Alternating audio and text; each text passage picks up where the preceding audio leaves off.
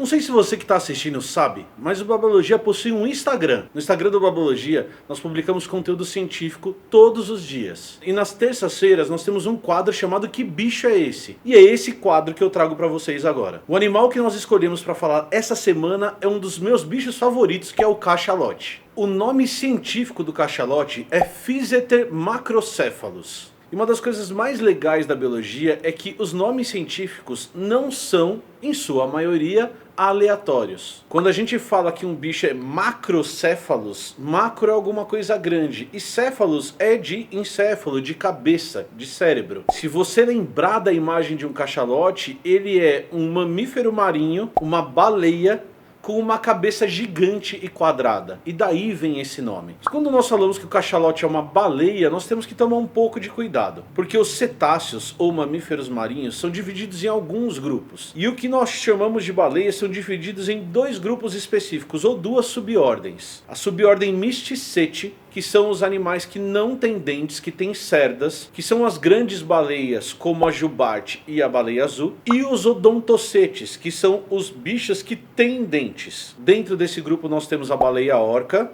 nós temos todos os golfinhos, como por exemplo o golfinho rotador de Fernando de Noronha, e nós temos o cachalote. Se nós pensarmos, os cachalotes são muito mais golfinhos gigantescos, do mesmo jeito que as orcas, inclusive com o formato do corpo, são golfinhos gigantescos, do que baleias parecidas com os misticetes, como a baleia azul. Os cachalotes são os maiores animais com dentes do mundo, e está diretamente ligado à dieta desses bichos. Esses animais marinhos que têm dentes são predadores de outros vertebrados e até de invertebrados em alguns casos. Os filtradores, por outro lado, são especialistas em comer invertebrados, principalmente zooplâncton. Voltando aos cachalotes, essa é uma das características muito interessantes desses bichos, que é a dieta. Antes de falar da dieta dos cachalotes, vamos descrever um pouco esse animal. Como já dito, os cachalotes são gigantes. As fêmeas de um cachalote podem chegar até 11 metros de comprimento e ter 15 toneladas. Mas são os machos que realmente são impressionantes. Eles podem ter até 16 metros de comprimento e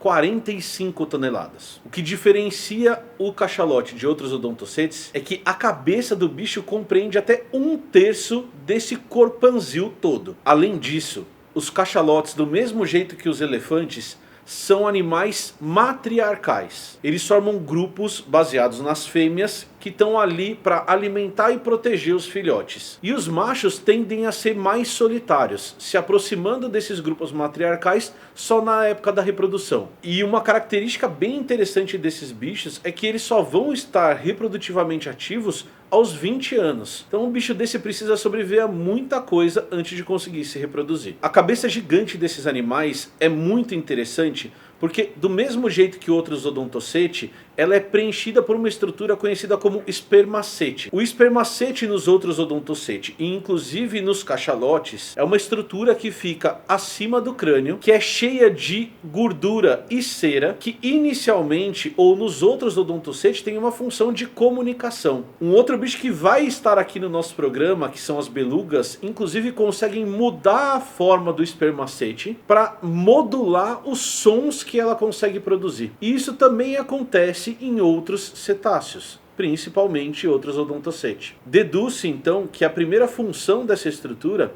é ajudar na ecolocalização e na comunicação entre esses animais. Além disso, esse espermacete parece ter uma função secundária nos cachalotes. E essa função está diretamente ligada ao tipo de dieta que esses animais têm. Alguns estudos mostram que os cachalotes têm um item alimentar favorito, que são lulas. Em especial, lulas grandes e, em alguns casos, lulas gigantes, que têm o tamanho parecido com o tamanho dos cachalotes. A grande característica desses alimentos preferidos desses bichos e do hábito alimentar desses cachalotes é que esse tipo de alimento fica a profundidades muito grandes, fazendo com que o cachalote tenha que mergulhar muito fundo e por muito tempo. Essa característica comportamental foi selecionada ao longo do tempo em paralelo a características biológicas que permitem que isso aconteça. Alguns exemplos são o seguinte: quando o cachalote está na superfície respirando, e a gente precisa lembrar que o cachalote é um mamífero portanto respira ar e não tira oxigênio da água, ele tem pulmões do mesmo jeito que a gente, ele é capaz de trocar até 90% do gás que tem no pulmão. Isso faz com que a troca gasosa desses bichos realizada por esse órgão seja extremamente eficiente. Só para vocês terem um exemplo, um ser humano consegue trocar 15% do gás que tem no pulmão. Então quando o bicho tá na superfície, ele tá fazendo troca gasosa igual um maluco, para jogar para fora o gás carbônico que ele acumulou no sangue durante o mergulho e jogar para dentro oxigênio para reoxigenar seus músculos e seus órgãos. Uma outra característica muito legal que esses bichos têm é que eles conseguem acumular nos músculos uma quantidade de oxigênio 10 vezes maior do que a quantidade de oxigênio que nós conseguimos acumular. Quando o bicho está na superfície, então, ele está oxigenando esse corpo e acumulando oxigênio para conseguir mergulhar. E quando ele repõe as energias e repõe esse oxigênio e se sente bem para mergulhar de novo, ele começa a ecolocalizar, ele começa a emitir trinados, emitir ruídos que vão bater em superfícies ou bater em outros animais no fundo e vão voltar a ser captados pelos ouvidos desse animal. Quando ele percebe que tem alimento disponível, quando ele acha um cardume, por exemplo, ou quando ele acha uma lula que justifique um mergulho, ele resolve mergulhar e ele começa a se preparar bioquimicamente para isso. Conforme esse bicho mergulha, ele começa a sofrer alguns efeitos do ambiente. O primeiro efeito do ambiente, que é muito importante, é a falta de oxigênio. E para resolver esse problema da falta de oxigênio, além de acumular muito mais oxigênio do que a gente é capaz de acumular, ele consegue reduzir o próprio metabolismo, mandando sangue e fazendo com que determinados órgãos vitais, como o coração e cérebro, continuem funcionando. Os outros órgãos do bicho ficam em stand-by enquanto ele não vai usá-los ao mergulhar. Segunda característica que esses bichos têm é que a caixa torácica deles é flexível, porque se a caixa torácica dos bichos fosse mais rígida como a nossa, a pressão da água nas grandes profundidades seria tão grande que isso quebraria os ossos. Essa flexibilidade da caixa torácica faz com que ela se movimente com a pressão sem que isso cause grande problema. Uma terceira modificação que é bem interessante é que os pulmões cheios de ar funcionariam como boias que atrapalhariam esse mergulho. Para evitar isso, os cachalotes são capazes de mandar todo o ar para o sangue e colapsar os pulmões, fazendo com que eles fiquem vazios e percam essa característica de flutuabilidade que eles tinham antes. Mas a hipótese que parece ser mais interessante, que facilita esse mergulho, está diretamente ligado ao espermacete. Um pesquisador na década de 70 propôs que os cachalotes conseguiriam mudar a densidade do óleo que eles têm no espermacete. Isso seria possível, segundo esses pesquisadores, a partir do controle do fluxo sanguíneo nesse órgão.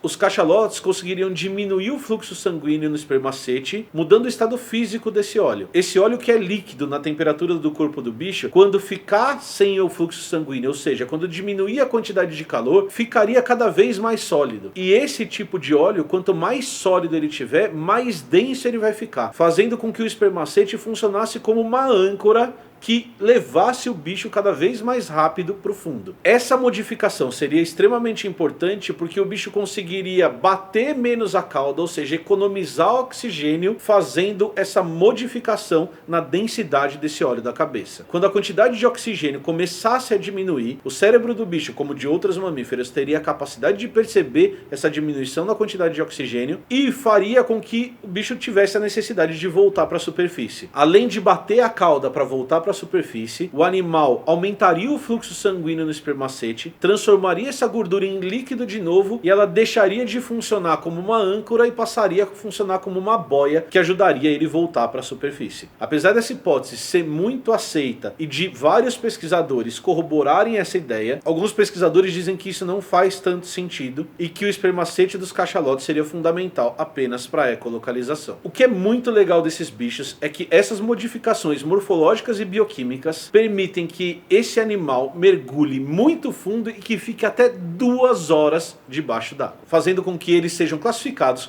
como um dos maiores mergulhadores do mundo animal. É isso! Se você gostar desse vídeo, não esquece de pegar o link que está aqui em cima e mandar para alguém que você goste. Além disso, não esquece de se inscrever no canal e de deixar o seu like. Aproveita e ativa o sininho também para receber as notificações dos vídeos futuros aqui do Babalogia. Segue a gente no Instagram. Até a próxima. Tchau!